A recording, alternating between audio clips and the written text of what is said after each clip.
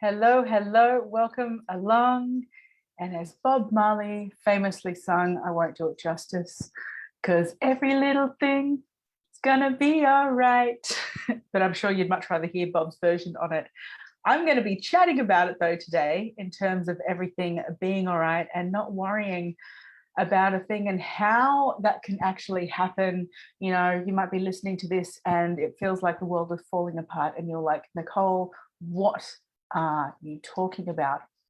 And what I wanted to share is about when you do this one particular thing, you can rest, you can breathe more easily, and you can trust that things really are going to work out. Things really are going to be okay, no matter which direction or what outcome happens. And that might be a really big thing to say, but it comes down to this simple yet not always not always easy to exercise piece, which is about being clear in your conscience. And that's it. That is it, my friends, as a practice, to be clear in your conscience in every moment, in every interaction, in each thing that you do, so that you know within you, with 100% authenticity, that how you have been in that moment is the best of what you could have brought to that moment. You are clear in intention. You are clear in what you are about. You are doing it from your most genuine place, your most genuine space, as best as you can, right? And when you are clear in your conscience in that way, then you can release the outcome. You can completely release what happens, because we can't control those other pieces. We will never be able to control other people's opinions, other people's responses, other people in terms of how they're going to react or respond to us or a scenario. That's them. And that's, you know, what they're working with and working through, and how they interact with the space between ourselves and the other, right? We can't control that. Say, for example, someone does something that just wasn't that great. You know, it wasn't a nice thing to do. It wasn't, maybe it was even quite a harmful thing to do, or it was just wrong. It was plain out wrong in terms of not being respectful of another human being. I'm sure we've all had those incidences. Maybe you can name several. And so here's the thing about that.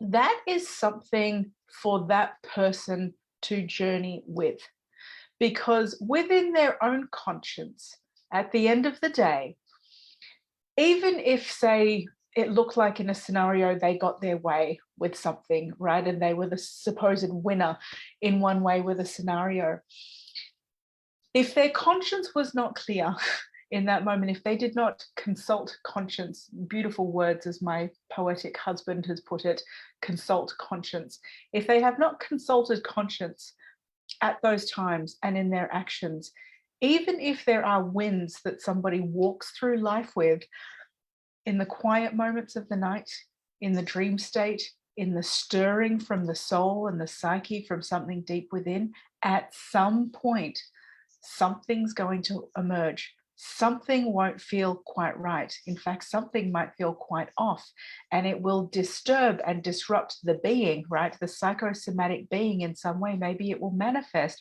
as disruptive thoughts, as disruptive behaviors, as disrupt in the body, as dis-ease in the body in some form, right? And that is our own journey to grapple with. And of course, one of the things we know from people who have had near-death experiences, this wonderful body of knowledge and all of these thousands and thousands and thousands of stories, is for so many people, not for everyone, but for so many people, there is something called a life review, right? Where one, in that moment before dying, looks back upon key moments in life. And one of the key themes that emerges out of that I've heard again and again is, how did you make someone feel? Right? This is stuff that we review. How did you make someone feel in a particular moment? And this, you know, did we leave did we leave harm? Did we leave hurt upon other people at certain points that we did not rectify, that we did not make right to the best of our abilities in some way, or that we did not try to heal within ourselves? These are moments that can be revealed to us, that can be relived, right? That come back again. And so, you know, I have complete trust in that if someone has done me wrong in some way, that the order of the universe, the natural order of the universe, and the infinite wisdom of life itself is going to sort that out. It is going to sort that out. It's not up to me to know how it's going to be sorted out. I don't know what, you know, thoughts go through that person's head late at night and what might keep them up, or what might, you know, keep them stewing, or what they might see in the moments before they pass away. That is not for me to know. It doesn't really matter, right?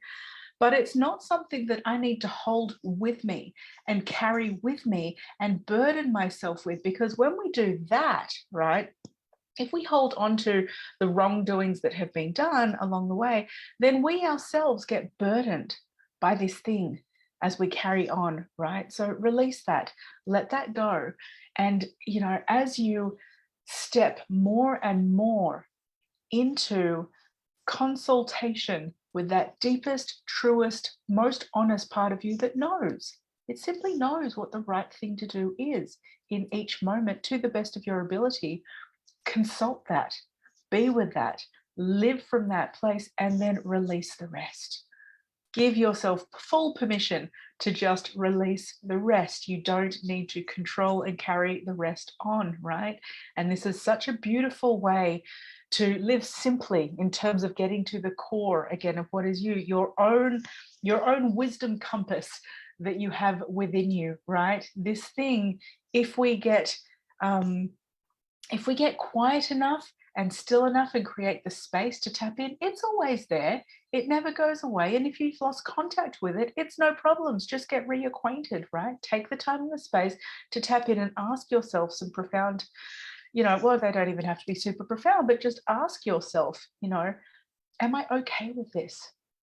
Am I really okay with this? When all is said and done, am I okay with this? Is this how I want to respond? Is this how I want to be in this moment? Yeah, when all is said and done. And so therein lies our power to consult conscience and to know those answers for ourselves as we move forward. And as Bob wonderfully reminds us, that everything then is really going to be okay. Much love. Let me know how this lands. Share it if you know someone needs to hear this today.